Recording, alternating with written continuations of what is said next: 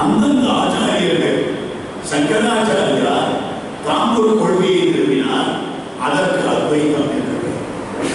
மத்வாச்சாரியா தாம் ஒரு கொள்கையை நிறுவினார், அதற்கு துவைதம் என்று பெயர். இதை தவிர வேதாபேதவாதம் என்றும் அமைந்திருக்கிறது, துவைதாத்வைத சித்தாந்தம் என்றும் அமைந்திருக்கிறது. இப்படி பல கொள்கைகள் வேதாந்த கொள்கைகள் அமைந்திருக்கின்றன.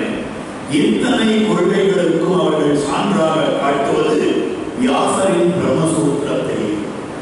ஒரே நூலுக்கு பலவிதமான பொருள்களை அந்தந்த ஆசிரியர் பெருமக்கள் தங்கள் தங்கள் எண்ண ஓட்டத்திற்கு ஏற்ப அமைத்தார்கள். ஒரே சொல்லைத்தான் பார்க்கின்ற பார்வையிலே வேறுபட்டு திகழக்கூடியதாக அமைந்திருக்கிறது. ஒருவர் சொன்னார், ஒரே ஒரு வடமொழி உதாரணம் சொல்லுவேன். காஷாய தண்டமாத்திரேனா எதிர்பூஜ்யோன சம்சயா என்பது ஒரு அழகான சம்ஸ்கிருத ஸ்லோகம், வடமொழி ஸ்லோகம். காஷாயம், தண்டம் இவற்றை கொண்டே ஒரு துறவியை பூஜிக்க வேண்டும், அதில் சந்தேகம் இல்லை. இதற்கு பொருள், துறவியானவர் காவியுடை உடுத்துக் கொண்டிருக்கிறார், ஒரு துறவியானவர் கையிலே தண்டத்தை தரித்திருக்கிறார். இதை கொண்டே இவர் துறவி என்று அறுதியிட்டு அவரை வணங்க வேண்டும், இதில் சந்தேகமில்லை, இதில் ஐயமில்லை. இது இதற்கு பொருள். காஷாய தண்ட மாத்திரேன எதிபூஜ்யோ ந சம்சயா என்று. ஆனால் பார்க்கிறவனுக்கு பார்வை வேறுபட்டிருந்தால் இதில் வேறொரு பொருள் சொல்ல. காஷாய தண்ட மாத்திரேன எதிபூஜ்யோ ந, நான் என்கிற வார்த்தை முன்னால் சேர்த்து, காஷாயம் தண்டம் இவற்றை கொண்டு மாத்திரம் எதியானவர், அதாவது துறவியானவர் பூஜிக்கத்தக்கவர் அல்ல. சம்சயா, அவர் மீது ஐயப்பாடுங்கள். இதற்கும் இந்த வாக்கியம் இடம் கொடுக்கிறது. இப்படித்தான் வியாசருடைய சூத்திரங்களுக்கு பொருள் சொல்லுகிற போது, பிரம்மசூத்திரத்திற்கு பொருள் கூறுகிற போது இரண்டு விதமாகவும் அர்த்தத்தை கூறினார்கள், பல விதமாக கூறினார்கள். அவர்கள் தங்கள் எண்ண ஓட்டத்தை கூறினார்கள். ஒரு ஆசிரியர் பள்ளியிலே ஆங்கில பாடம் நடத்தி கொண்டிருந்தார். அப்படி ஆங்கில பாடம் நடத்தி கொண்டிருக்கிற போது கால்புள்ளி எங்கு வைக்க வேண்டும், அரைப்புள்ளி எங்கு வைக்க வேண்டும், முக்கால் புள்ளி எங்கு வைக்க வேண்டும், முற்றுப்புள்ளி எங்கு வைக்க வேண்டும், எங்கெல்லாம் பெரிய எழுத்து எழுத வேண்டும், எங்கெங்கெல்லாம் சிறிய எழுத்து எழுத வேண்டும், எங்கெங்கெல்லாம் அடைப்புக்குறிகள் அடைக்க வேண்டும், எல்லாவற்றையும் விவரித்துக் கொண்டு ஒரு மணி காலம் பாடத்தை நடத்தி, இந்த ஒரு மணி காலமும் ஆய்வாளர் வகுப்பிலே வந்து உட்கார்ந்து கொண்டு பாடத்தை கேட்டுக் கொண்டிருந்து விட்டு ஒரு பங்க்சுவேஷனுக்காக இவ்வளவு காலத்தை வீணடிக்கிறாரே இந்த ஆசிரியர், இவர் ஒரு முட்டாள். அவருடைய நிர்ணயம் அதை ஆங்கிலத்திலே சொன்னார். The teacher is a fool. இந்த ஆசிரியர் ஒரு முட்டாள் என்று சொல்றார். உடனே இதை ஆசிரியரும் கேட்டார். அடுத்தது கரும்பலகையிலே எழுதுகிறார், அந்த சுண்ணாம்பு கட்டியை கொண்டு. The inspector said, comma, within inverted commas, the teacher is a fool. இதை மாணவர்கள் படித்தார். ஐயா அப்படித்தான் சொன்னார். தாங்கள் ஒரு முட்டாள் என்று சொன்னார், தாங்கள் சரியாக எழுதி. உடனே அங்கு இருக்கக்கூடிய கமா இன்வெர்டட் கமாஸ் எல்லாம் எடுத்து விட்டார். The inspector within inverted commas, comma, said the teacher, comma, within inverted commas, is a fool. The inspector is a fool, said the teacher. இப்ப இந்த inverted commas மாத்தினதுனால இப்படி வருது. அப்ப அதுக்கு இருக்கக்கூடிய பங்க்சுவேஷன் மார்க்ஸ் இல்லைன்னா அர்த்தம் மாறி போகிறது, பொருள் மாறி போகிறது.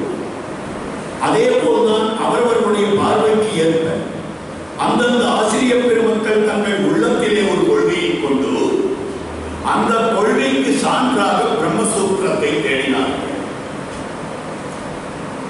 ஆனால் ராமானுஜர் அப்படி தேடவில்லை. பிரம்மசூத்திரம் பிரம்மசூத்திரத்தில் என்ன பொருள் இருக்கிறது என்று தெரியும். நான் நினைத்த பொருள் பிரம்மசூத்திரத்தில் இருக்கிறதா என்று மற்றைய ஆசிரியர் பெருமக்கள் தேடினார்கள். ராமானுஜர் பிரம்மசூத்திரத்தில் என்ன பொருள் உள்ளது என்று தேடினார். இது அடிப்படையான கோட்பாட்டில் இருக்கக்கூடிய வித்தியாசம். அதனால்தான் மதி பேதத்தாலே மத பேதம் என்று கூறுவார். மதியினுடைய வேறுபாட்டினாலே மதத்தினுடைய வேறுபாடு. தான் இந்த பிரம்மசூத்திரத்தை வைத்துக் கொண்டு நிரூபித்திருக்கக்கூடிய கொள்கையிலே ராமானுஜருக்கு ஒரு உறுதிப்பாடு இருந்தது. அதற்கென்று உறுதிப்பாடு என்றால் எப்படி இருக்க வேண்டும்? அதற்கென்று ராமானுஜருடைய வாழ்க்கை வரலாற்றிலே ஒரு இடம் காட்டுகிறது. நாடெல்லாம் சுற்றி வந்தால் ஒரு பெரியவர் யஜ்ஞமூர்த்தி என்று பெயர். 2 வண்டிகள் அவரிடத்திலே, ஒரு வண்டி நிறைய புத்தகங்கள், மற்றொரு வண்டியிலே தான் அமர்ந்திருப்பார். தான் கன்னியாகுமரி முதற்கொண்டு இமயமலை வரையில் இருக்கக்கூடிய அத்தனை அறிஞர்களையும் வாதத்தில் வென்று கொண்டு வருகிறார். அவரிடத்திலே சொன்னார்கள், நீங்கள் திருவரங்கத்தில் சென்று ராமானுஜரை பார்த்து அவரை வெல்ல வேண்டும். சரி, செல்லுங்கள். திருவரங்கத்துக்கு வந்தார். வந்ததும் ராமானுஜருடைய உடனே உம்முடன் வாதப்போர் புரிய இருக்கிறேன் என்றால் அவர் அத்வைத மதத்தைச் சேர்ந்தவர், அத்வைத கொள்கையைச் சேர்ந்தவர். உம்முடன் வாதம் புரியும். சரி, செய்யலாம். இந்த வாதத்தில் நான் தோற்றுவிட்டேனே ஆனால் என்று சொல்லுகிறேன். இந்த வாதத்தில் நான் தோற்றுவிட்டேனே ஆனால் உம்முடைய கொள்கையை நான் தழுவுகிறேன். உம்முடைய விசிஷ்டாத்வைதம் என்கிற கொள்கையை நான் தழுவுகிறேன் என்று அவர். மாறாக நீர் என்ன செய்வீர்? நீர் தோற்றீரே ஆனால் என்ன செய்வீர்? நாம் உம்மதத்தை தழுவ மாட்டோம். உம்முடைய மதத்தை நாம் தழுவ மாட்டோம். அவருக்கு ஆச்சரியம். நான் இப்படி ஒரு நிபந்தனையை வைக்கிற போது, இப்படி ஒரு சபதத்துக்கு உட்படுகிற போது நீர் ஏன் உட்பட மாட்டேன் என்று கேட்டார். நான் தோற்றேனேயாகில் மதத்தை தழுவ மாட்டேன். ஏனென்றால் நான் தோற்பது என்னுடைய மதக்குறையால் என்று, என்னுடைய மதிக்குறையால். என்னுடைய மதியின் குறையினாலே நான் தோற்கலாமே ஒழிய என் மதத்தின் குறையினாலே நான் தோற்க மாட்டேன். இதுதான் அவருக்கு இருந்த மதத்தில் இருந்த உறுதிப்பாடு. ஏனென்றால் தன் மனதிலே தோன்றிய மதத்தை பிரம்மசூத்திரத்தில் காணவில்லை. பிரம்மசூத்திரத்தில் என்ன மதம் உண்டோ அதை எடுத்து காட்டினார். இது அடிப்படையான வித்தியாசம். மற்றைய மதாச்சாரியர்களுக்கும் ராமானுஜருக்கும் இருக்கக்கூடிய வித்தியாசம். இதில் ஒன்று பார்க்க வேண்டும். மற்றைய மதத்த ஆச்சாரியர்கள் அனைவரும் தங்களுடைய நூல்களிலே இவ்வண்ணமாக எல்லாம் பொருத்தமாக இருக்கிறது என்று எழுத முடியவில்லை. ஒன்றை பற்றி கொண்டால் மற்றொன்றிலே அவர்களுக்கு சந்தேகம் ஏற்படுகிறது அல்லது பொருந்தாமை உண்டாகிறது. ஆகவே அனைத்து பிரம்மசூத்திர வாக்கியங்களுக்கும் பொருந்த விடும்படியாக ஒரு விதமான ஒரு நிலை அவர்களிடத்திலே இல்லை. அதனாலே அவர்களுடைய நூல்களிலே அப்படி. ஆனால் ராமானுஜர் தமது பிரம்மசூத்திர பாஷ்யமான ஸ்ரீபாஷ்யத்திலே 7 இடங்களிலே இவ்விதமாக அனைத்தும் பொருத்தமுடைத்தாகின்றன. இது சர்வம் சமஞ்சசம் என்று 7 இடங்களில் காட்டுகிறார். மற்றைய உரையாளர்கள் அப்படி காட்டவில்லை. நன்றாக இதை தெரிந்து கொள்ள வேண்டும். அப்பொழுது ராமானுஜர் அனைத்து வாக்கியங்களையும் பொருந்த விட்டிருக்கிறார். இப்படி பொருந்த விடுவதற்கு அவருக்கு உதவியது எது என்றால் தமிழ். தமிழை கொண்டுதான் பொருந்த விட்டார். மற்றைய உரையாசிரியர்களுக்கு, ஆதிசங்கரருக்கு தமிழில் அதிகம் பரிச்சயம், மத்வாச்சாரியருக்கு தமிழில் அதிகம் அறிமுகம். ஆனால் ராமானுஜாச்சாரியருக்கு தமிழிலும் அறிமுகம் இருந்தது. முதலில் தமிழ் கற்று பிறகுதான் அவர் வடமொழி பயின்றார். இது ஒரு அடிப்படையான. அப்படி என்ன தமிழில் இருக்கிறது? ஒன்றுமில்லை. ராமானுஜர் இந்த பிரம்மசூத்திரத்திற்கு உரையாக ஸ்ரீபாஷ்யத்தை எழுதினாரே, அந்த ஸ்ரீபாஷ்யத்தின் துவக்கத்திலே சொல்லக்கூடிய வார்த்தையும் கம்பராமாயண காப்பு செய்யுள்ளே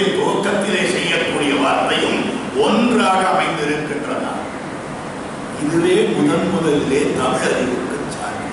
கம்பனும் முதலிலே இக்கருத்தை வலியுறுத்தினான். கம்பன் என்பவன் ராமானுஜர் காலத்துக்கு வெகு காலம் முற்பட்டவன். ராமானுஜருக்கு முன்பிருந்த ஆச்சாரியரான ஆளவந்தார், ஆளவந்தாருக்கும் ஆச்சாரியராய் அமைந்திருக்கக்கூடியவர் நாதமுனிகள். நாதமுனிகளுடைய சீடராக இருந்தார் என்று கூற்றிருக்கிறது.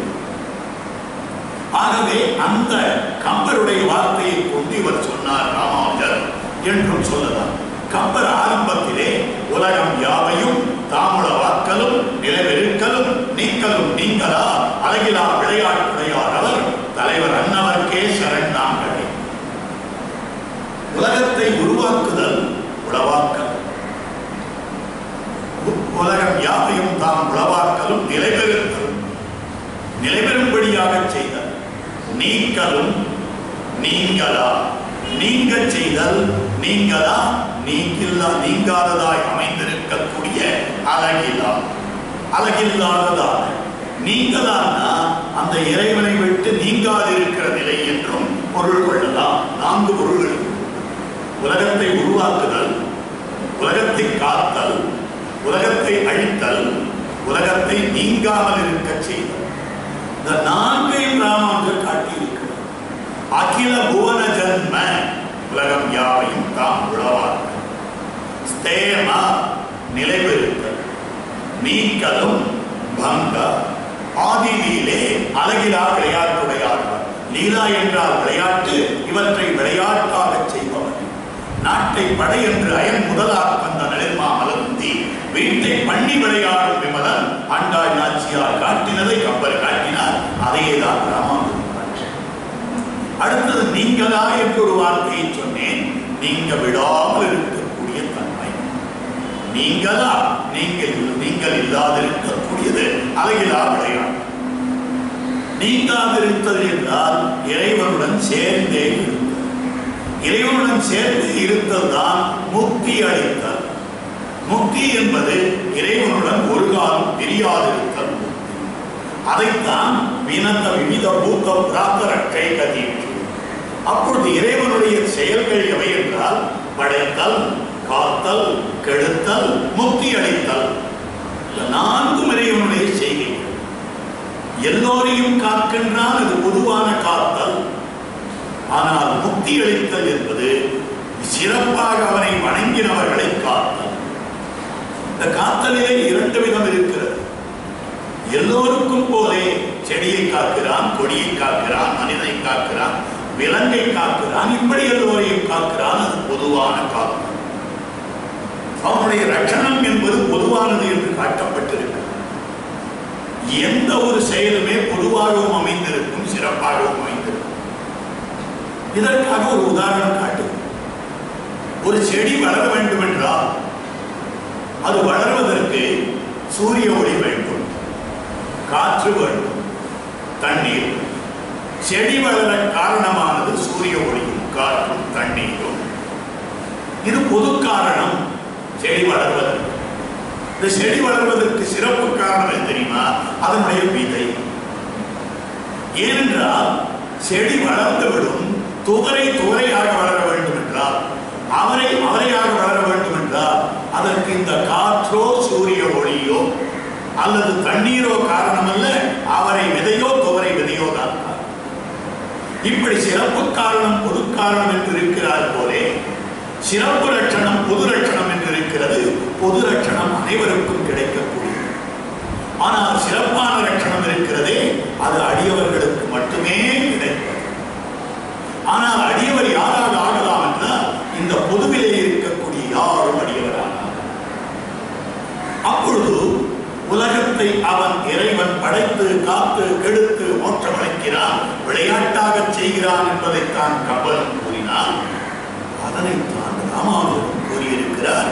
ஆகவே எடுக்கிற எடுப்பிலேயே தமிழை நிலைநாட்டினார் ராமானுஜர். இவருக்கா தமிழ் தெரியாது? நிச்சயமாக தமிழ். அதனால்தான் ராமானுஜரை பற்றின ஒரு அழகான துதிநூல் வேறு எந்த ஆசிரியருக்கும் இப்படிப்பட்ட ஒரு துதிநூல் அமைக்கிறது. அப்படி ராமானுஜரை புகழ்ந்து பாடப்பட்ட நூல்தானே துதிநூல். அது வேறு யாருக்கும் அமையவில்லை என்று எப்படி கூறுகிறேன் என்று கூறலாம். ராமானுஜர் இருந்த காலத்திலேயே அந்த துதிநூல் எழுதப்பட்டது. இது என்ன ஆச்சரியம்! எத்தனையோ பாராட்டு விழாக்கள், 60 ஆண்டு நிறைவு விழான்னா அவர்கள் வாழ்த்து பாடுகிறார்கள், 80 ஆண்டு நிறைவு விழாவுக்கு வாழ்த்து பாடுகிறார்கள். அவர்கள் ஏதேனும் புத்தகத்தை வெளியிட்டால் அதற்கு வாழ்த்து பாடுகிறார்கள். அவர்களுக்கு ஏதாவது விழா எடுத்தார்களே ஆனால் அதற்கு வாழ்த்து பாடுகிறார்கள். நாம் இருக்கிற காலத்தில் நமக்கு வாழ்த்துப்பா கிடைப்பதில்லையா? ராமானுஜருக்கு மட்டும்தான் கிடைத்ததா என்றால் இல்லை, ராமானுஜருக்கு கிடைத்தது எல்லாருக்கும் கிடைப்பது போன்றுதான் என்றால் ராமானுஜருக்கு தனி சிறப்பு ஒன்று என்னவென்றால், இந்த வாழ்த்துப்பாக்களை எல்லாம் எழுதி கொண்டிருக்கிறார் ராமானுஜன் நூற்றந்தாதி, 108 பாசுரம். அந்தணர்கள் தாங்கள் சந்தியாவந்தனம் பண்ணுகிற போது 108 முறை காயத்ரி சொல்ல வேண்டும். காயத்ரி மந்திரத்தை உச்சரிக்க வேண்டும். மனதுக்குள்ளே ஜபம் பண்ண வேண்டும். உச்சரித்தல் என்றால் உறக்க உச்சரிக்க கூடாது, சத்தம் வெளியே வரும்படியாக உச்சரிக்கக்கூடாது. மனதுக்குள்ளே அவர்கள் ஜபிக்க வேண்டும். அது 108 முறை ஜபிப்பது. அதுபோல 108 முறை ஒரு சரணாகதி செய்பவனும் ராமானுஜன் ராமானுஜன் என்று சொல்ல வேண்டும். அதற்கு பாங்காக 108 பாக்களிலே இராமானுஜன் இராமானுஜன் இராமானுஜன். ராமானுஜனுடைய கையெழுத்து என்று ஒன்று இருக்கிறது. அவருடைய போட்டோ போட்டிருக்கும், கீழே சின்ன கையெழுத்து. அது கையெழுத்து கிரந்த எழுத்திலே எழுதியிருக்கும். ஆனால் எப்படி எழுதப்பட்டிருக்கும் என்றால், ராமானுஜா வடமொழி அறிந்தவராக இருக்கிற ராமானுஜா என்று கையெழுத்து இருக்க வேண்டும். இல்லை இல்லை, இராமானுஜன் அன்னவாழ்வு ஜாவத்தை உபயோகப்படுத்துறது. இராமானுஜன் என்றுதான் பயன்படுத்துகிறார். சில பேர் புத்தகங்கள் எழுதுகிறார்கள் இராமானுஜன், தமிழ் எழுதின மாதிரி. ஜா எங்கிருந்து வந்து தமிழ்? இராமானுஜர் என்று எழுத வேண்டும். அப்படி இல்லை என்றால் ராமானுஜன் ரா என்றே ஆரம்பிக்க வேண்டும். தமிழிலே ஆரம்பிக்கிறேன், முடிப்பது வடமொழியில முடிக்கிறேன் என்றால் தமிழில் ஆரம்பித்து தமிழில் முடிக்க வேண்டும். அதைத்தான் ராமானுஜன் செய்தார். இராமானுஜன் ஈ கிரந்தத்தில் ஈனாக்கா லா மாதிரி போட்டு ஒரு கோடு கிழிப்பார். லா மாதிரி போட்டு ஒரு கோடு கிழித்தால் அது ஈன்னு. ஈ ரா மா 2 பூஜ்ஜியம் 1 இருந்தாக்கா அது மா தான். அதுக்கு பக்கத்தில் ஒரு துணைக்கால் இராமா. இன்னும் தன்னகரனா போட்டு வரணும். இன்னும் ராமானு ஷா. இந்த ஷா போடுவார்கள். தமிழ்ல கானா சா கிடையாது. தமிழ்ல சான்ற எழுத்தே கிடையாது. உங்களுக்கு ஆச்சரியமா அது எப்படி சொல்றீங்க? தமிழ்ல சா என்று எழுத்து இருந்ததா இல்லைன்னா நாம் எப்படி சொல்ல வேண்டும்? பா சை பச்சைன்னு சொல்லணும். யாரும் பச்சைன்னு சொல்றதில்ல, பச்சை. கச்சடு சொல்றதில்ல, கசடு. அசடா இருக்கேன்னு சொல்றவே ஒழிய அச்சடுன்னு சொல்றது. தமிழ்ல சா எப்போ வரும்னா அதுக்கு முன்னால சகர மெய் வந்தால்தான். சா என்ற எழுத்தை இட்டு மேலே ஒரு புள்ளியை வைத்து அதற்கு பக்கத்தில் சா போட்டா பச்சை. அதுல இருந்து இச்சை எடுத்து விட்டீர்களே ஆனால் பசைதான். உச்சரிப்பு, தமிழ் உச்சரிப்பு நம்ம முதல்ல.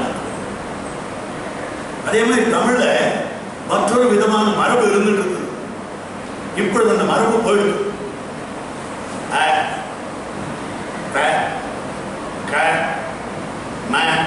கிடையவே கிடையாது. ஆ கா தா மா உள்ள இழுக்க கூடாது. ஆ கா தா மா பா யா கா மா சா ஞா டா நா தா நா பா மா யா ரா. அது ஆன நெடில் இல்லை, குறியில அப்படித்தான் சொல்லணும். இந்த குறுக்கிறதுக்கு என்ன அப்படின்னாக்கா மாத்திரம் கொஞ்சம் குறி போடும். ஆன்னு சொன்னாதான் அது சரியா ஆகுது. தமிழ் உச்சரிப்பெல்லாம் அதே மாதிரி தான். அதே மாதிரி இக்கு இங்கு இச்சு இஞ்சுன்றமே அங்க எங்கேருந்து வந்து ஈயே கிடையாதுங்க. இப்படிதான் வரணும். இதெல்லாம் இன்னைக்கு சொல்லிக் கொடுக்க தமிழாசிரியர்களும் இல்லை, சொல்லிக் கொள்ள மாணவர்களும் இல்லை. சொல்லிக் கொடுக்கிற தமிழாசிரியர்களும் கிடையாது. இந்த மாதிரி சொல்லிக் கொடுக்கிற தமிழாசிரியர்கள். அப்படி இப்படி சொல்லிக் கொடுக்கிற தமிழாசிரியர்கள் இருந்தாலும் அவர்களிடத்திலே சென்று கற்பதற்கு மாணவர்கள் இல்லை. எல்லாருமே ஆங்கிலம் மீடியம், ஆங்கிலம் அதுதான் முக்கியம். என் பையனுக்கு அவ்வளவா தமிழ் படிக்க வராது அப்படின்னு சொன்னா ஒரு பெருமை. என் மகனுக்கு தமிழ் படிக்க வராது அப்படின்னு சொன்னா பெருமை கிடையாது. பையனுக்கு அவ்வளவு தமிழ் படிக்க வராது என்னவா? இவரெல்லாம் தமிழ்நாட்டில் பிறந்தவர்கள் தானே. மனசு இதெல்லாம் கட்டமா தமிழ்ல உச்சரிக்க வேண்டிய முறையெல்லாம் சரியா இருக்கு. இருக்கிறது கிடையாது, இருக்கிறது அப்படி உச்சரிக்கிற போதுதான் வல்லினரகம் வரும். தடத்துல கிறதுன்னு சொன்னா சின்னதாக போடுவது. பிழம்பு பிழம்பு கிடையாது, பிழம்பு. ஏன்னா பிழம்புன்னு சொல்லிட்டா அந்த யாவா கூட மாறி கூட பியம்பு. இந்த உச்சரிப்புகள் எல்லாம் ரொம்ப அவர்கள் ஒரு காலத்துல ரொம்ப கவனத்தோடு இருந்தார். இப்ப கூட 80-90 வயதானவர்களுடைய பேச்சுக்கள் வருகிறது, இருக்கிறது. சென்றான், சென்றான் இல்ல சென்றான். உச்சரிப்பெல்லாம் எப்படி எந்த மீடியா மூலமா யாருக்கு எப்படி கற்றுத்தரது ஒன்றும் புரியல. அதுக்கிட்டும் அதெல்லாம் உச்சரிப்புக்கு உண்டானதான். இராமானுஷன், அதனால சாதான் தமிழ்ல உண்டு, சா கிடையாது. அதுக்காக அந்த வார்த்தை. அப்படி இராமானுஷன் என்று அவர் கையெழுத்திட்டு இருக்கிறார் என்றால் தமிழிலே அவருக்கு இருக்கக்கூடிய விருப்பம். அவருடைய கையெழுத்து எழுதின ஓலை பிரதி இன்னமும் மேல்நாட்டிலே, மேல்நாடுன்னா திருநாராயணபுரம் மைசூர் பக்கத்தில் இருக்கக்கூடிய மேல்கோட்டை என்ற இடம், அந்த இடத்துல வங்கிப்புறத்து நம்பிகள் என்பவருடைய திருமாளிகையிலே ஓலை புத்தகத்திலே சேமித்து வைக்கப்பட்டிருக்கிறது. அதில் அவ்வண்ணம் தான் அவர் கையெழுத்திட்டிருக்கிறார். அவருடைய தமிழ் இருக்கக்கூடிய ஆர்வத்தை பார்க்கிறோம். தமிழ் அறிவு இருக்கட்டும், தமிழ் ஆர்வம். இன்னைக்கு 3வது வகுப்பு கூட படிக்கல, ஆங்கிலத்தில் தான் எழுத்து போடுவேன். ஆனால் அன்று அவ்வளவு பெரிய வடமொழி அறிஞராய் இருந்தவர் தாம் கையெழுத்திட்டது தமிழிலே. அப்படி பார்க்கிற பொழுது தமிழ் மரபை பின்பற்றித்தான் அனைத்து நூல்களையும் அவர் செய்திருக்கிறார். தமிழ் நூல்களை கற்றுத்தான் வடமொழி நூல்களுக்கு உரை எழுதியிருக்கிறார். பொதுவாக வைணவ ஆசிரியர்களுக்கு ஒரு அவப்பெயர், தமிழ் பாசுரங்களுக்கு வடமொழி மேற்கோள்களை காட்டி ஏன் உரை எழுதுகிறார்கள்? இது ஒரு அவப்பெயர். ஏனென்றால் தமிழ் தன்னிடத்திலே அனைத்தையும் அடக்கிக் கொண்டிருப்பது என்று காட்டுவதற்காக இதை தவிர வேறு வழி கிடையாது. அனைத்தையும் தமிழானது தன்னிடத்திலே அடக்கிக் கொண்டிருக்கிறது என்பதற்காகத்தான் நம்மாழ்வாருடைய பாசுரத்துக்கு பொருள் கூறுவார்களே. ஆனால் வேதம் சொல்லுவார்கள், வேதாந்தமான உபனிஷத்து சொல்லுவார்கள், இதிகாசம் சொல்லுவார்கள், புராணம் சொல்லுவார்கள், மற்ற ஆழ்வார்களுடைய அருளை செயல்களை சொல்லுவார்கள், தமிழ் இலக்கியங்களையும் கூறுவார்கள். இவர்கள் எடுத்தாண்டு இருக்கக்கூடிய தமிழ் இலக்கியங்களும் அநேகம். எத்தனை கம்பராமாயண செய்யுங்கள், பித்தர் சொன்னவும் பேதையர் சொன்னவும் பத்தர் சொன்னவும் பன்னப்பெருவோ இவருடைய வார்த்தையிலே அடங்கியிருக்கு. ஈக்கள் வரம்பிகந்து கம்பராமாயண செய்யுளார். காதலர் தொடுமொழி தொடுமொழி விடுமொழி விடுமொழி குறுந்தகை செய்யுளாக அடங்கியிருக்கு. திருக்குறள் அடங்கியிருக்கிறது, எத்தனை அடங்கியிருக்கிறது. ஆகவே இவர்களுடைய நூல்களிலே வடமொழியை கொண்டு தமிழ் நூலுக்கு பொருள் சொன்னதற்கு காரணம் தமிழ் அனைத்தையும் தனக்கு உள்ளே அடக்கிக் கொண்டிருக்கிறது. ஆகவே அந்த தமிழை உள்ளத்திலே கொண்டுதான், தமிழ் நூல்களை உள்ளத்திலே கொண்டுதான் ராமானுஜர் வடமொழி நூல்களுக்கு சொற்களை, அதாவது பொருள்களை நிறுவியிருக்கிறார். இது பார்க்க வேண்டியது. அப்பொழுது இந்த ராமானுஜருக்கு தமிழ் தெரியும் என்பதை ராமானுஜர் இருந்த காலத்திலேயே சொல்லப்பட்டதான நூல் இராமானுஜ நூற்றந்தாதி என்கிறது. அந்த நூலுக்கு என்ன பெருமை என்றால் அவர் இருந்த காலத்தில் இருந்தது என்பதற்காக பெருமை அல்ல.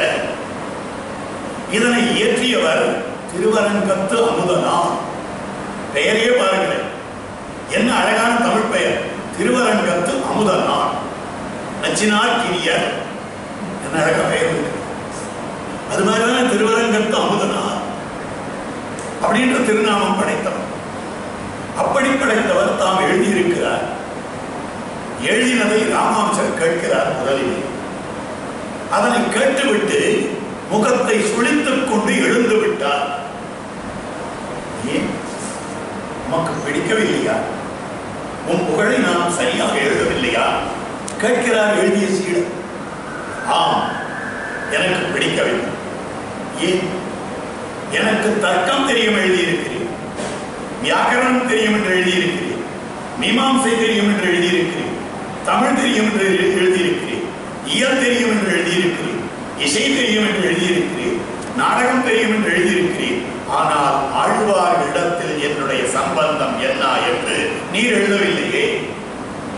ஈரச்சொற்களை பாடின ஆழ்வார்களிடத்திலே எனக்கு எவ்வளவு ஈடுபாடு உண்டு என்பதை நீர் இதில் காட்டவில்லையே. அது இல்லாமல் என்னுடைய பெருமையை பறைசாற்றும் ஒரு பிரபந்தம் என்றால் அதை கிழித்து குப்பையிலே போடும். பிறகு மற்றொன்று எழுதுகிறார். அதில் தான் இப்பொழுது ஆரம்பத்திலே நாம் சொன்னதாக அமைந்திருக்கக்கூடிய பூமன்னு மாது பொருந்திய மார்பன் புகழ்மலிந்த பாமன்னு மாறன் அடிபணிந்தவர். மாறன் நம்மாழ்வார், நம்மாழ்வார் அடிபணிந்து உயிர்ந்தவர். நம்மாழ்வாருடைய அடியை பணிந்து இவர் வாழ்ந்திருக்கிறார் என்று காட்டப்பட்டது. நம்மாழ்வார் அடிபணிந்து வாழ்ந்தார் என்றால் தன்னுடைய ஆன்மீக வாழ்வுக்கு நம்மாழ்வாரை அடிபணிந்தார் இல்லை. நூலின் நிர்மாணத்துக்கும் கூட, நூலை நிரூபிப்பதற்கும் கூட, நூல்களை எழுதுவதற்கும் கூட இவர் நம்மாழ்வாரின் அடிபணிந்துதான் பாஷ்யக்காரர் என்று பெயர் பெற்றார்.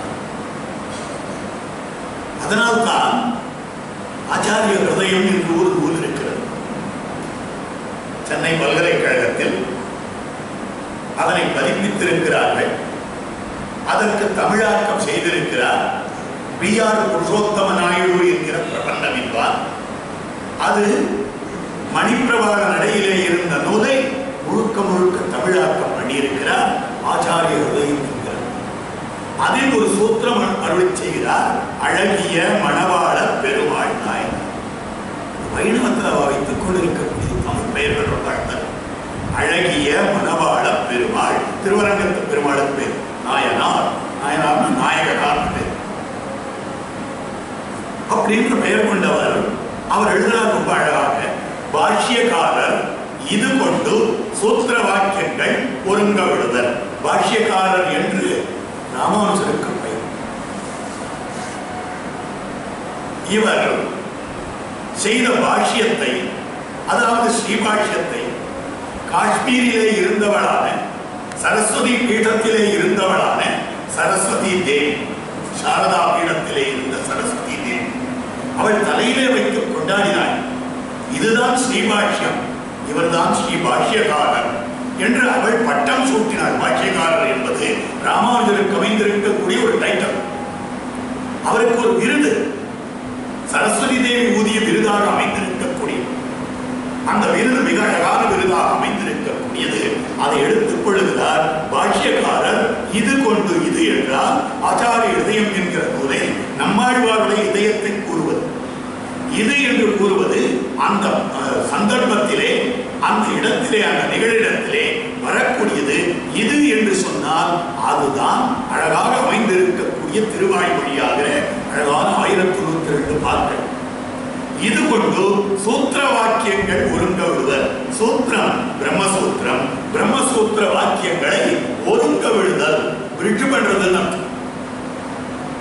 சேர்க்கிறதுன்னு சேராதிருக்கக்கூடிய பல வாக்கியங்களை சேர்த்து விடுகிறார். என்ன சேராத போயிட்டு அப்படின்னா ஆன்மான்றது உண்டு, பரமான்மான்றது உண்டு. இந்த இரண்டுக்கும் தொடர்பு உண்டு. ஆத்மா பரமாத்மா இரண்டுக்கும் என்ன தொடர்பு அப்படின்னா அத்வைத கொள்கையிலே இரண்டும் ஒன்றே. இதுதான் அத்வைதம். உயிரும் மெய்யும் ஒன்றே. அதாவது உயிரும் பரமாத்மாவும் பரமனும் ஒன்றே, ஆன்மாவும் பரமாத்மாவும் ஒன்றே. அப்ப இத்தனை பொருள்கள் இருக்கின்றதே இவையெல்லாம் என்றால் இவையெல்லாம் பொய்ப்பொருள். அத்வைத்தம் கூறுகிறது பிரமம் என்கிற ஒரு பொருள் தான் உண்மை.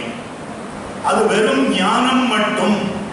ஆனால் அந்த பிரம்மத்துக்கு ஞானம் கிடையாது. அது ஞானமாக இருக்கிறது, ஆனால் அது ஞானம் கிடையாது. இது புரியலையே என்று கேட்கிறார். பிரம்மம் ஞானம், ஆனால் பிரம்மம் ஞானி இல்லை. பிரம்மத்தாலே நம்மை தெரிந்து கொள்ள முடியாது. பிரம்மத்தாலே மற்ற பொருட்களை தெரிந்து கொள்ள முடியாது. அந்த பிரம்மம் என்பது வெறும் ஞானம் மட்டும்தான். சரி, பிரம்மம் ஞானம் மட்டும்னு சொல்லுகிறீர்கள். இப்போ பிரம்மம் என்பது ஒன்று உண்டு, பிரபஞ்சம் என்பது மற்றொன்று உண்டா அப்படின்னு ஒரு வினா இல்லை. பிரம்மத்தை தவிர்த்த வேறு அனைத்து பொருளும் பொய் பொருளே. இப்ப நாம் இங்க உட்கார்ந்து கொண்டு பேசிக் கொண்டிருக்கிறோமே, இதுதான் பொய். இந்த பிரபஞ்சம் முழுவதும் பொய்.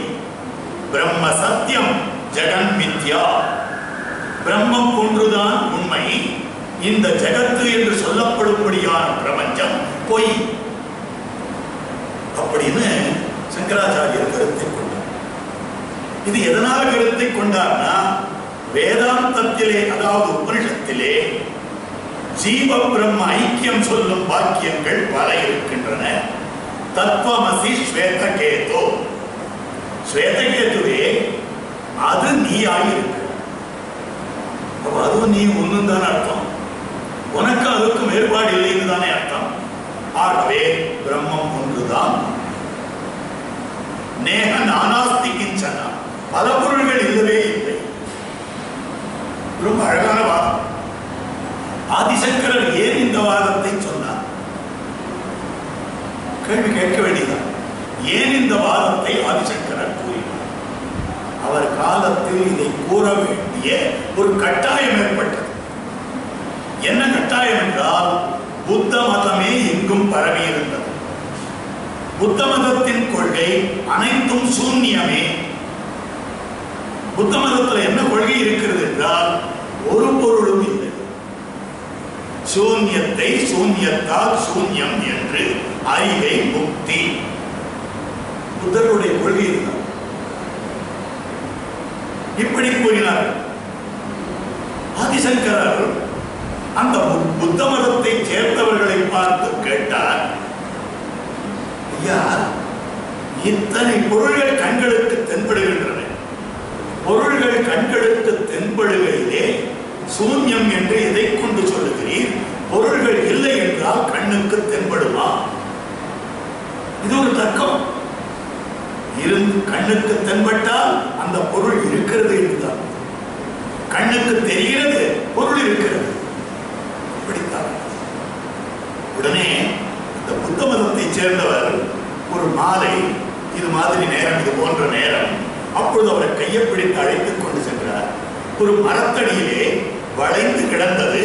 அப்பொழுது ஆதிசங்கரர் சொன்னார், அதோ பாம்பு இருக்கிறது. உடனே இந்த புத்த மதத்தை சேர்ந்தவர் அதனை கையாலே எடுத்து ஒரு தீவட்டி எடுத்து காண்பித்து, பார்த்தீரா, இது பாம்பில்லையே. உம்முடைய கண்ணுக்கு இல்லாத பாம்பு தெரிந்ததா இல்லையா? ஆமாம், தெரிந்தது. அதே மாதிரி இல்லாத பிரபஞ்சம் உம்முடைய கண்ணுக்கு தெரிகிறது. ஒரு பொருளும் இல்லை, ஆனால் இல்லாத பொருள் கண்ணுக்கு தெரிந்தால் போலே, இல்லாத பாம்பு கண்ணுக்கு தெரிந்தால் போலே, இல்லாத பொருள்கள் கண்ணுக்கு தெரிகின்றன. இப்போ அந்த புத்தருடைய வாயை அடக்க வேண்டுமே. எதை பதில் சொல்லி அடக்கிறது? அந்த புத்த மதத்தை சேர்ந்தவர் தான் நிரூபித்து விட்டார், இல்லாத பொருள் கண்ணுக்கு தெரியும். அதற்குத்தான் ஆதிசங்கரர் கேட்டார், ஐயா, அந்த இடத்தில் இந்த கயிறு இல்லை என்றால் என் கண்ணுக்கு பாம்பு தெரிந்திருக்குமா? கேள்வி பாருங்க.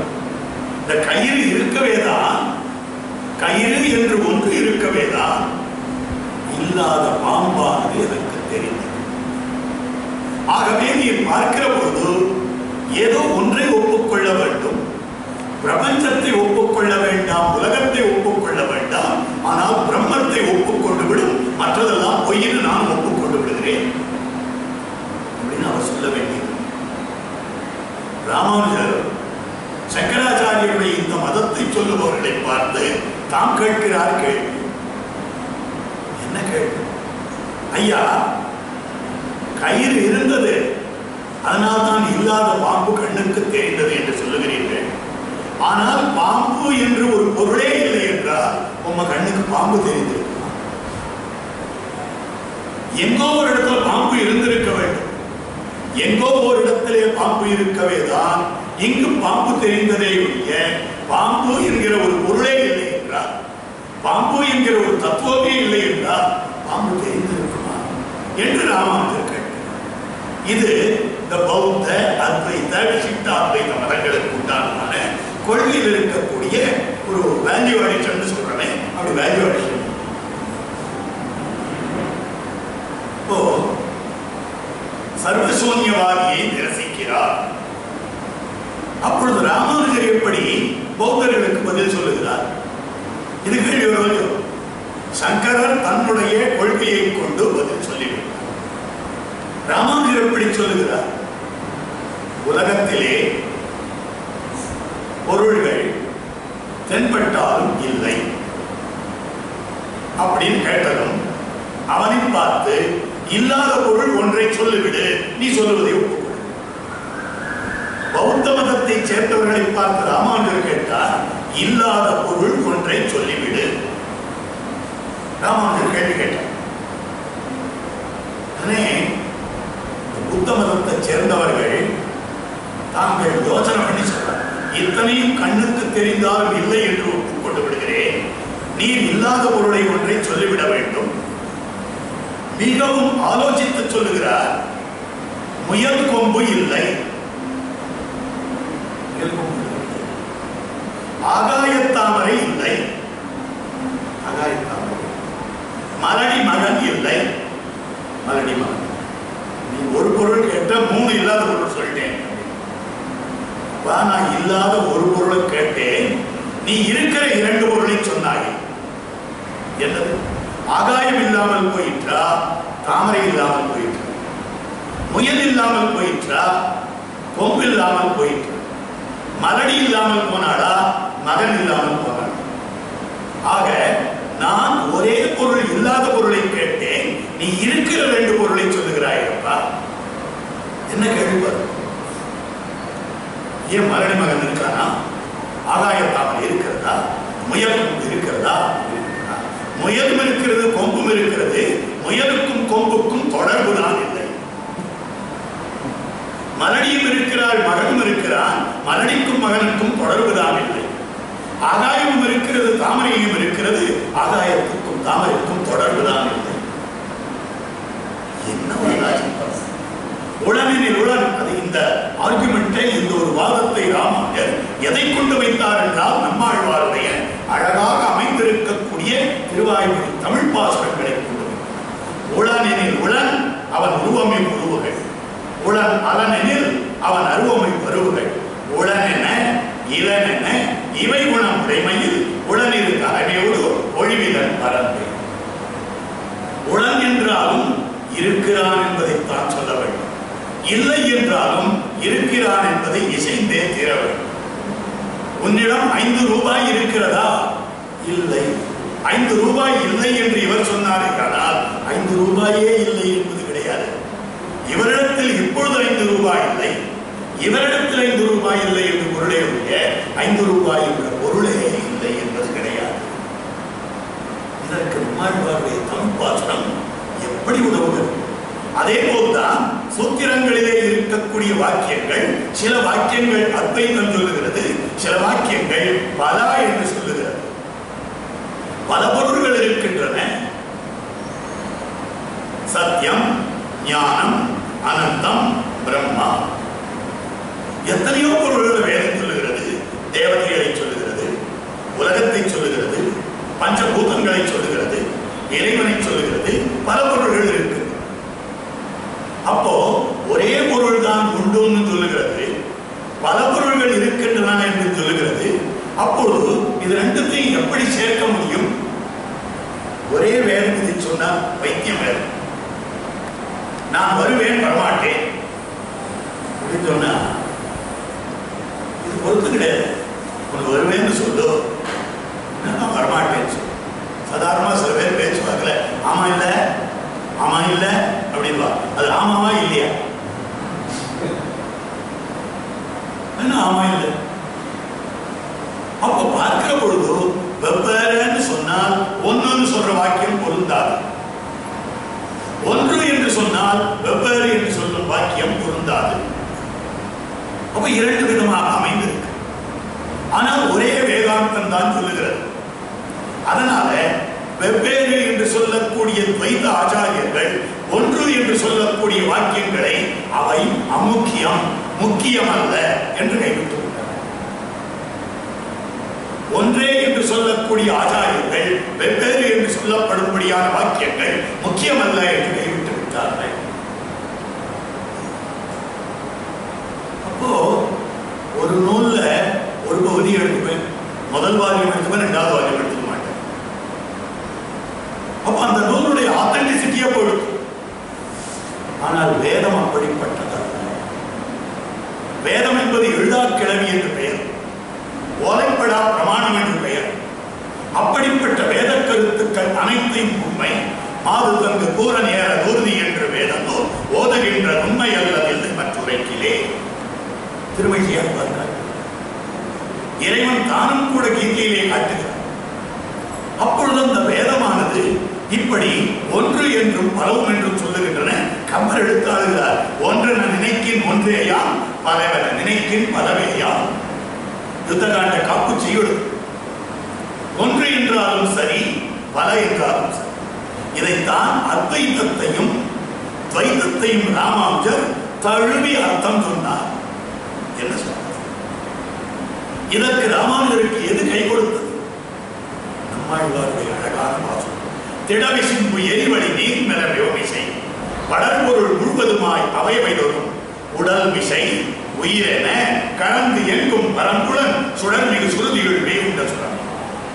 இந்த உடலிலே எப்படி ஆத்மா இருக்கிறதோ அதே போல இறைவன் இந்த பிரபஞ்சத்திலே ஒவ்வொரு பொருளுக்குள்ளேயும் தான் உறைந்து கொண்டு பறந்திருக்கிறார்.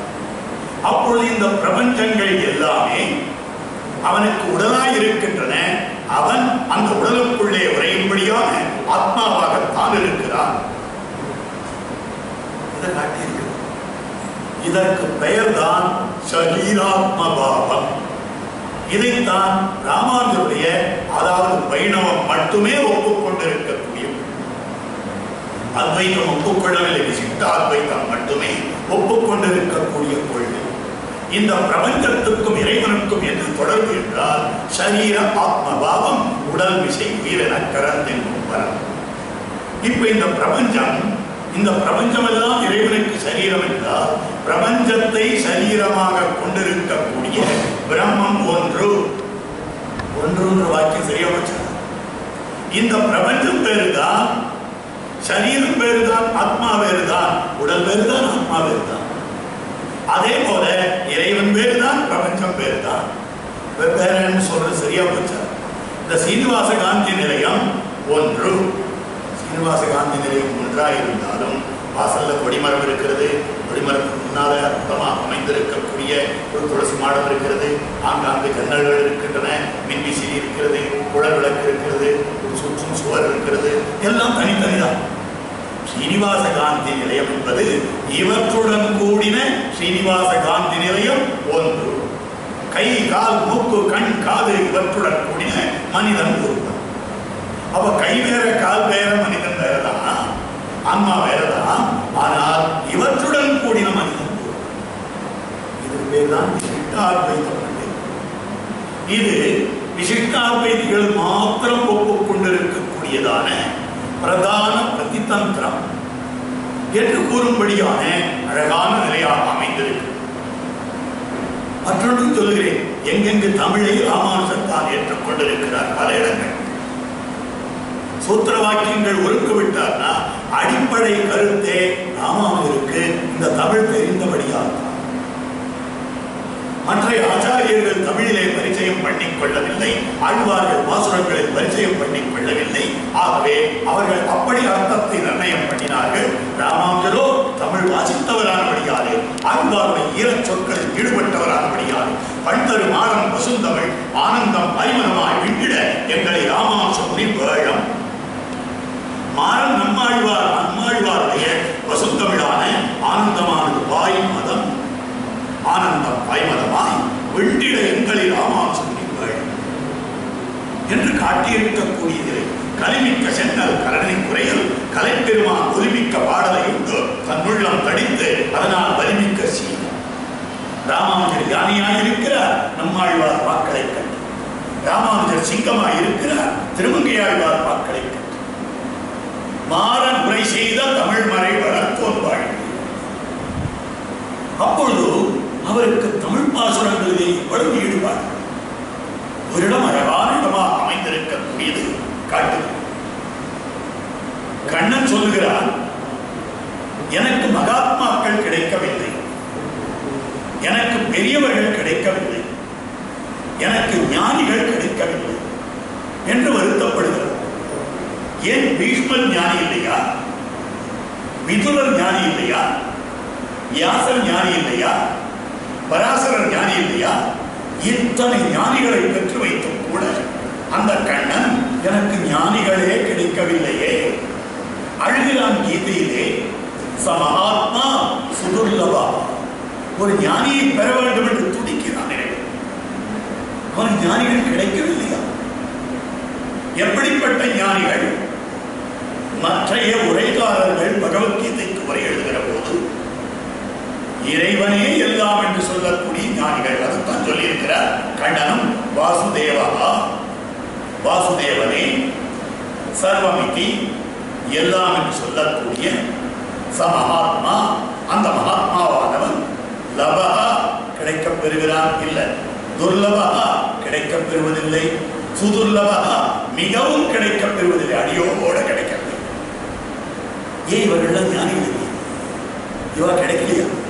நன்னாதானே கிடைச்சிருக்கா அப்படின்னு கேட்டார்கள். இவெல்லாம் ஞானிகள் தான். ஆனால் கண்ணன் எப்படி இருக்க வேண்டும் என்று நினைத்தானோ அப்படி இல்லை.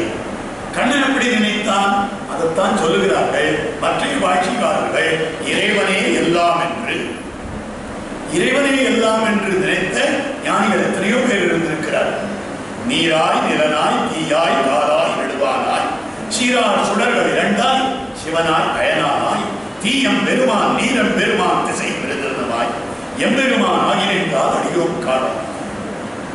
அப்போ எல்லாமே இறைவனுடைய உருவம், எல்லாமே எல்லாவற்றிலும் இறைவன் தான் நீக்கமர நிறைந்திருக்கிறார். இது எல்லா மதங்களும் ஒப்புக்கொள்கிறது. அத்வைதம் ஒப்புக்கொள்ளவில்லையா? விசிஷ்டாத்வைதமும் ஒப்புக்கொள்ளுகிறது, மற்றும் துவைதமும் ஒப்புக்கொள்ளுகிறது. அனைத்து மதங்களும் அனைத்து தத்துவ கோட்பாடுகளும் ஒப்புக்கொள்ளுகிறது. ஆனால் இதுதான் பிரகலாதன் சொல்லுகிறான். உண்மையான அர்த்தம் சர்வ பூதாத்மகே தாத்த ஜெகநாதே ஜெகன்மயே பரமாத்மனி கோவிந்தே மித்ரா மித்ர கதாகதா. என் விரோதி பேர் நீ சொல்றியப்பா. இரண்யகசிபு கேட்கிறான் சிறுக்கனிடத்தில், யார் யாருக்கு விரோதி? எல்லோருக்குள்ளும் இறைவன் ஒளிந்து கொண்டிருக்கையிலே, அனைவருக்குள்ளேயும் இறைவன் உள்ளுரை பொருளாக இருக்கிற பொழுது எப்படி விரோதி இருக்க முடியும்? விரோதி என்கிற பேச்சுக்கே இடமில்லை, எதிரி என்கிற பேச்சுக்கு இடமில்லை. அப்படி இருக்கக்கூடியது என்றால் எல்லா இடத்திலும் இறைவன் உள்ளுரை பொருளாக இருக்கிறான். இது வேதாந்த கருத்து. இதனை மற்ற ஆச்சாரியர்கள் சொன்னார்கள், உண்மைதான். ஆனால் ராமானுஜர் இதற்கென்று தனி வழி செல்லுகிறார். ஏனென்றால் வேதவியாசரும் இந்த கருத்தை சொல்லி இருக்கிறார், பராசரனும் கருத்தை சொல்லி இருக்கிறார், பீஷ்மரும் கருத்தை சொல்லி இருக்கிறார். இந்த கருத்தை எல்லோரும் சொல்லி இருக்கிறார்கள். ஆனால் இப்படிப்பட்ட ஞானிகள் கிடைத்தும் கூட எனக்கு ஞானிகள் கிடைக்கவில்லையே என்று கண்ணன் அழுகிறார் என்றால், கண்ணனுடைய அழுகைக்கு எவ்வளவு நேரம் சொல்லலாம்?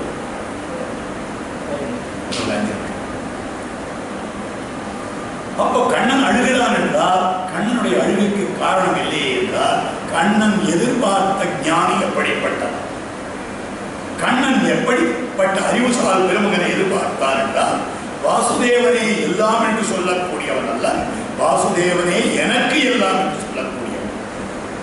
என்ன புரியவில்லையே? எனக்கு எல்லாம் என்றால் என்னுடைய வாழ்முதல் கண்ணன், என்னுடைய வளர்முதல் கண்ணன், என்னுடைய மகிழ் முதல் கண்ணன். ரொம்ப அழகான வாழ்க்கை. என்னுடைய வாழ்முதல் நான் வாழ்வதற்கு ஆதாரமாயிருப்பவன், நான் வளர்வதற்கு ஆதாரமாயிருப்பவன் கண்ணன், நான் மகிழ்வதற்கு ஆதாரமாயிருப்பவன். உலகில் உள்ளவர்கள் வாழ்வதற்கு ஆதாரமாயிருப்பது நீர், நீரின்றி அமையாது வரம் என்றார்கள். விசும்பின் துளிவீழி நல்லா மற்றாங்கே பசுப்புல் தலை காண்பறிது என்றார். ஆகவே நீர் வாழ்வுதல், வளர்வுதல், உடம்பு வளர வேண்டும் என்றால் நமக்கு உணவு வேண்டும். நாம் மகிழ வேண்டும் என்றால் பலவிதமான மகிழத்தக்க பொருள்கள், வெற்றிலை முதலான பொருள்கள், இவை அனைத்தும் நமக்கு வெவ்வேறாக இருக்கின்றன. ஆனால் ஞானிகள் இவை அனைத்தும் எனக்கு கண்ணன் தான். நான் வாழ்வது கண்ணனாலே, நான் வளர்வது கண்ணனாலே, நான் மகிழ்வது கண்ணனாலே. எனக்கு உண்ணும் சோறு கண்ணன், பருகும் நீர் கண்ணன், தின்னும் வெற்றிலையும் கண்ணன், எல்லாம் கண்ணன். உண்ணும் சோறு, பருகும் நீர், தின்னும் வெற்றிலையும் எல்லாம் கண்ணன். இதைத்தான் வடமொழியில் தாரக, போஷக, போக்கியம் என்று கூறுவார். தாரகம் வாழ்வுதல், போஷகம் வளர்வுதல், போக்கியம் மகிழ்வுதல், இவை அனைத்தும் எனக்கு கண்ணன் என்று நம்மாழ்வார் கூறியிருக்கக்கூடியதில்லை. இந்த தமிழ் பாட்டை பிடித்துக் கொண்டார் ராமானுஜர். ஆகவே வாசுதேவனே எல்லாம் என்று சொன்னால் என்னுடைய தாரக போஷக போக்கியங்கள் வாசுதேவன் என்று சொல்லப்பட்ட மகாத்மா எனக்கு கிடைக்கவில்லையே. அப்போ எந்த அளவு தமிழ் ஊன்றி இருக்கிறார். அடுத்து இன்னும் ஒரே ஒரு இடம் காட்டுகிறேன், அழகான இடம். கண்ணன் கீதையிலே முன்னோர்கள் எவ்வளவற்றை செய்கிறார்களோ அப்பவற்றையே பின்னால் வருபவர்களும் செய்கிறார்கள். அவர்கள் எதனை தாங்கள் அளவையாக கொண்டிருக்கிறார்களோ அவற்றையே தாங்கள் அளவையாக கொண்டிருக்கிறார்கள். எத்யது ஆச்சரதி சிரேஷ்டா, யாரொன்றை உயர்ந்தவர்கள் தாங்கள் செய்கிறார்களோ அதைத்தான் தத்தேவி திரோஜனா, மற்ற மக்கள் அதனையே பின்பற்றுகிறார்கள். சயப்பிரமாணம் குறித்தே அவர்கள் எதனை அளவையாக, எதனை பிரமாணமாக, எதனை முதலாக கொள்ளுகிறார்களோ அதனைத்தான் உலகம் பின்பற்றுகிறது என்று கூறினார். இது கண்ணனுடைய வாக்கு. இந்த வாக்குக்கு இப்படியே பொருள் சொன்னார்கள் மற்ற ஆசிரியர் பெருமக்கள். ஆனால் ராமானுஜாச்சாரியர் சயப்பிரமாணம் குறித்தே அவர்கள் எதனை அளவையாக கொண்டிருக்கிறார்களோ, இல்லை, ச எது பிரமாணம், அவர்கள் எந்த அளவு செய்கிறார்களோ அந்த அளவுதான் உலகமும் பின்பற்றுகிறது. என்ன பொருள் புரியவில்லை என்றால், அவர்கள் எந்த அளவு செய்தால் போதுமோ அந்த அளவுதான் செய்வார்கள், அதைத்தான் உலகம் பின்பற்றும். இந்த பொருள் ராமானுஜருக்கு எப்படி தோன்றிற்று? ஆண்டவருடைய வாசகம் அனைவருக்கும் தெரிந்ததாக இருக்கலாம். மேலையார் செய்வனர்கள் எதில் ஆச்சரதி சிரேஷ்டா, சயப்பிரமாணம் குறித்தே வேண்டுவன கேட்க, எவ்வளவு செய்ய வேண்டுமோ அவ்வளவுதான் செய்கிறார்கள், அதைத்தான் உலகம் பின்பற்றுகிறது என்று காட்டப்பட்டிருக்கக்கூடிய நிலை. இப்படி பார்க்கிற பொழுது இறைவனை வழிபடக்கூடியவர்கள் நான்வர்கள் அவற்றையும் இவர் திவ்ய பிரபந்த பாசுரங்களிலே, நம்மாழ்வாருடைய பாசுரங்களில் இருந்துதான் தான் எடுத்துக் கொண்டிருக்கக்கூடிய. அப்பொழுது பார்க்கிற பொழுது ராமானுஜர் தாம் தம்முடைய நூல்களை நிரூபித்து காட்டினதே நம்மாழ்வாருடைய பாசுரங்களை கொண்டு. இதற்கு மேலே மற்றொன்று அமைந்திருக்கிறது. ராமானுஜர் தமிழ் நூல்கள் ஒன்றும் புரியவில்லை. இதற்கு என்ன காரணம் என்றால், அவருக்கு தமிழ் தெரிந்தும் தமிழ் நூல்கள் புனையாமைக்கு காரணம் அவருடைய கருணை. ராமானுஜருடைய கருணையை பற்றி திருக்கோட்டியூருக்கு 18 தரம் நடந்தார். இதெல்லாம் எல்லாரும் சொல்லிட்டு. ஆனால் ராமானுஜருடைய கருணை, ராமானுஜருடைய கொள்கை எதை அடிப்படையாக கொண்டது என்றால், ராமானுஜருடைய கொள்கையானது புத்தியை அடிப்படையாக கொண்டதல்ல, உணர்ச்சியை அடிப்படையாக கொண்டது. புத்தியை அடிப்படையாக கொண்டதுன்னா இன்டலெக்ட் பேஸ்ட், எமோஷன் பேஸ்ட். ஐக்கியூவுக்கு பெருமை அதிகமா, இக்யூவுக்கு பெருமை அதிகமா என்றால் இக்யூவுக்கு தான் பெருமை அதிகம். பக்தியை அடிப்படையாக கொண்டது, எமோஷனை அடிப்படையாக கொண்டது. எமோஷன் என்பது எப்படித்தான் வளர்ந்து கொண்டே இருக்கும் என்றால் அவரவர்களுடைய அனுபவத்திற்கு ஏற்ப வளர்ந்து. ராமானுஜருக்கு ஆளவந்தாருடைய கட்டளை இருந்தது. திருவாய்மொழி என்னும்படியான ஆழ்வாருடைய அந்த 1102 பாசுரங்களுக்கும் உரை எழுத வேண்டும் என்று. ஆனால் அதனை ராமானுஜர் தாம் எழுதவில்லை. பிரம்மசூத்திரத்துக்கு உரை எழுதின ராமானுஜர் திருவாய்மொழிக்கு தாம் உரை எழுதவில்லை.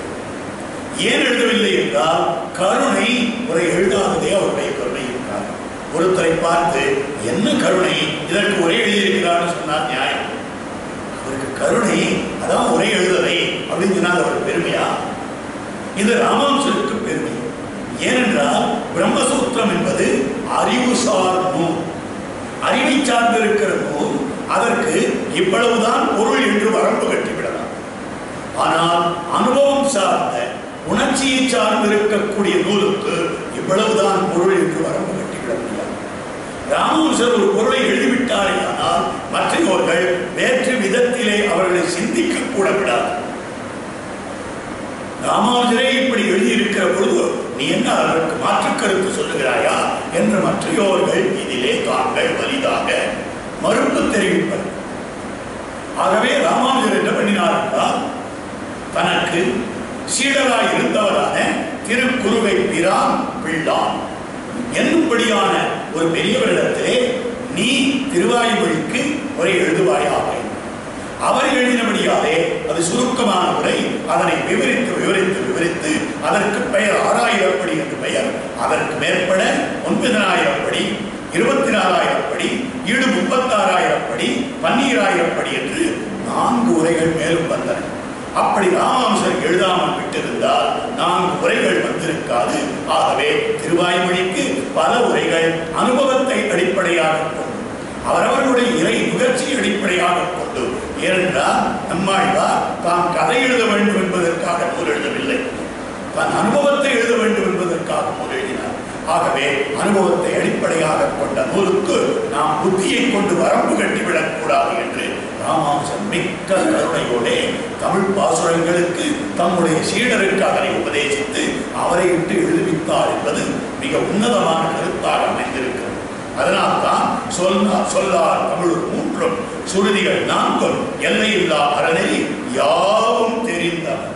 சொல்லார் தமிழ் 3 தெரிந்தவர், சுருதிகள் 4 தெரிந்தவர், எல்லையில்லா அறநெறி தெரிந்தவர், யாவும் தெரிந்தவர் ராமானுஜரானபடியாலே அந்த ராமானுஜருடைய பெருமையானது தமிழை கொண்டுதான் வடமொழி நூல்களுக்கு இவர் பொருளுரைத்தார் என்பதுதான் நம்முடைய முன்னோர்கள் அழகாக காட்டியிருக்கக்கூடிய அர்த்தம். ஆகவே அப்படிப்பட்ட ராமானுஜருடைய பெருமைகளிலே ஒரு திவலையை இன்று இந்த அவையோர் நடுவிலே கூறும்படியான ஒரு பேச்சினை தந்த இந்த இலக்கிய சிந்தனையாளர்கள் அனைவருக்கும் வாழி வாழி வாழி என்று பல்லாண்டு பாடிக்கொண்டு, ராமானுஜருடைய திருவடிகளுக்கு பல்லாண்டு பாடிக்கொண்டு இந்த வாய்ப்புக்கு நன்றியை கூறிக்கொண்டு மன்னிக்க வேண்டும், அதாவது பொறுத்தருள வேண்டும் என்கிற ஒரு வேண்டுகோளோடு என் உரையை நிறைவுறுத்துகிறேன்.